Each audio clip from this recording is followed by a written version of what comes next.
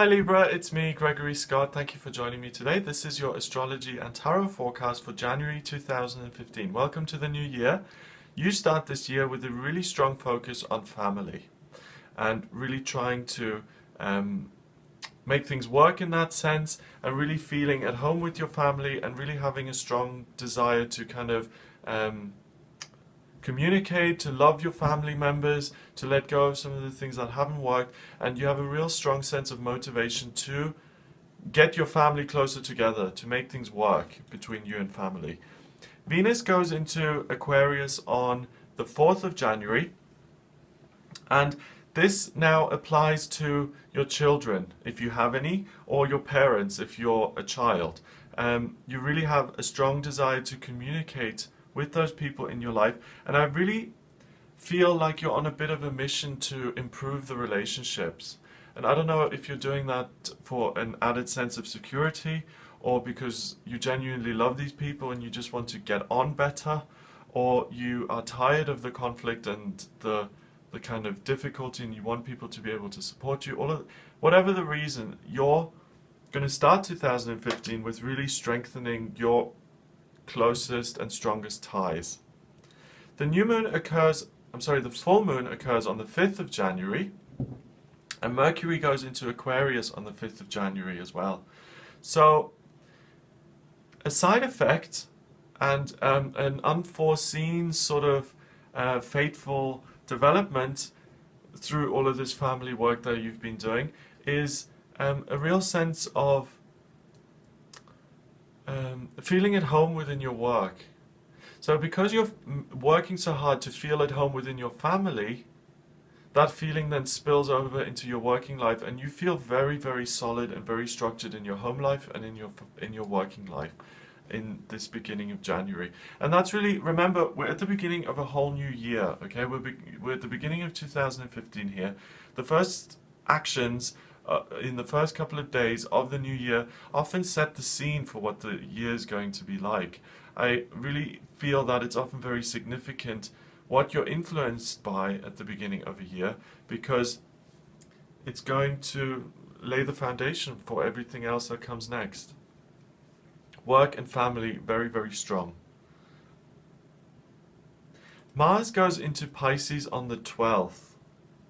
And what happens now is that you feel that you're going to be more selfless in terms of your daily routine. I see that you could be really, really busy, that your hours could increase massively, that you spend a lot of time at work, that you do overtime, that you also give of yourself to help family, to care for them, to help them move, to whatever. But I really see you as very, very busy and really motivated to be busy. So your energy levels in January are going to be high, and you're going to be there for a lot of people.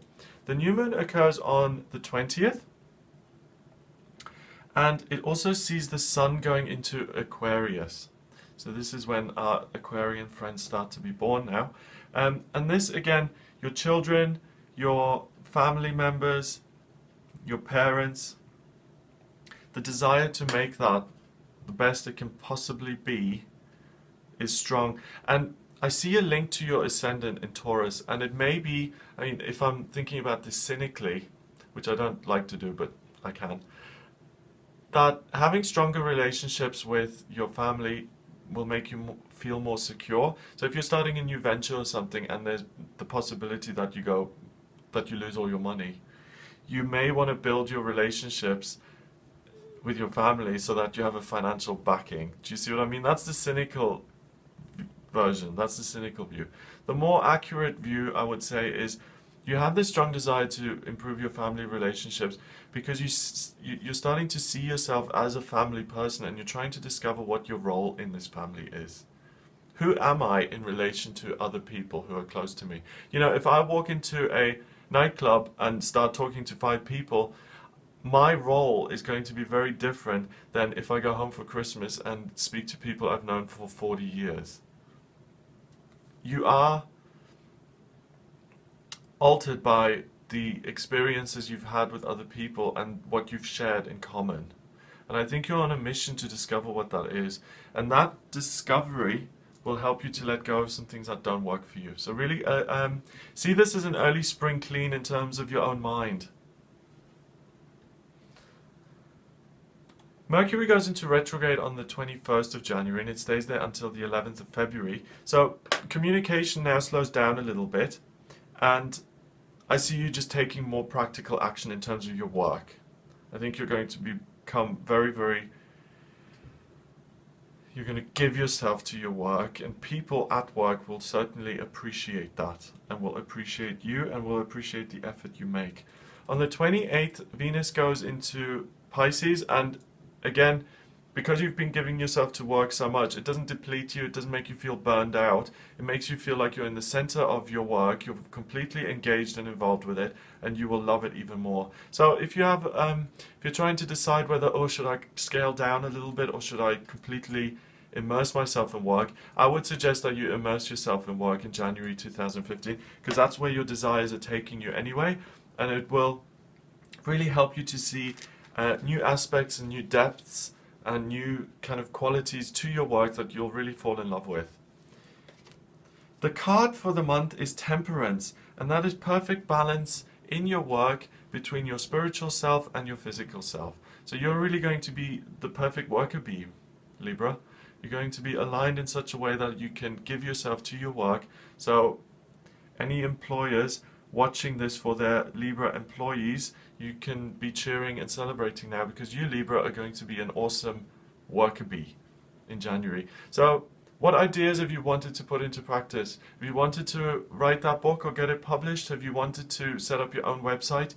You will have the energy to get that kind of thing done this month. Have a go.